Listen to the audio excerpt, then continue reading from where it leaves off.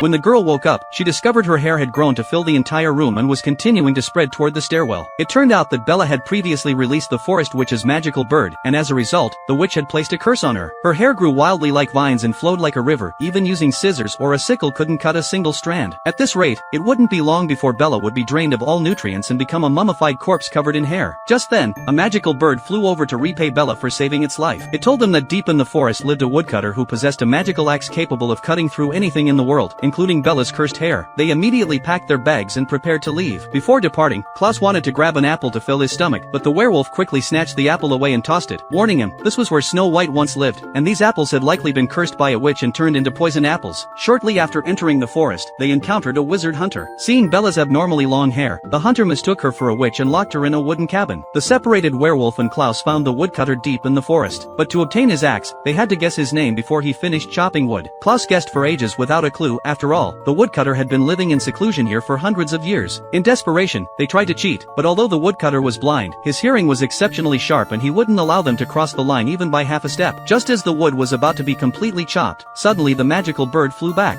It found a clue on the woodcutter's hat and immediately flew to Klaus's ear to whisper it to him. In the final second of the countdown, Klaus shouted out the woodcutter's name. That's right, he was simply called Woodcutter. The woodcutter kept his promise and handed them the axe. Meanwhile, the magical bird also found Bella and brought the news to the werewolf and Klaus. They arrived near the large tree where Bella was imprisoned, but couldn't find the entrance no matter how hard they looked. Clearly, the wizard hunter had used magic to conceal the door. Klaus had a flash of inspiration and wanted to use the magical axe to split the tree open directly, but the werewolf stopped him, saying this would kill Bella along with it. In their desperation, they came up with a solution that gave even Bella a headache: have her throw down her vine-like long hair to use as a swing. The werewolf climbed up using the hair and successfully rescued Bella. Just then, the hunter returned. Klaus tried to ambush him from behind, but his arm got caught in the door, rendering the magical axe useless in his hands. Just as the werewolf was about to be beaten to death by the hunter, Bella quickly took the magical axe from Klaus. But the magical axe only chopped wood and wouldn't harm people. The moment the table was split open, the hunter also triggered a bear trap on the ground, and his thigh was caught tightly. The werewolf wanted to finish him off, but Bella's compassionate nature kicked in, and she ultimately spared his life. Afterwards, Bella used the magical axe to break the witch's curse. They discovered the dwarf near the village, only to find that the dwarf had already used the magic mirror to trade for a sheep.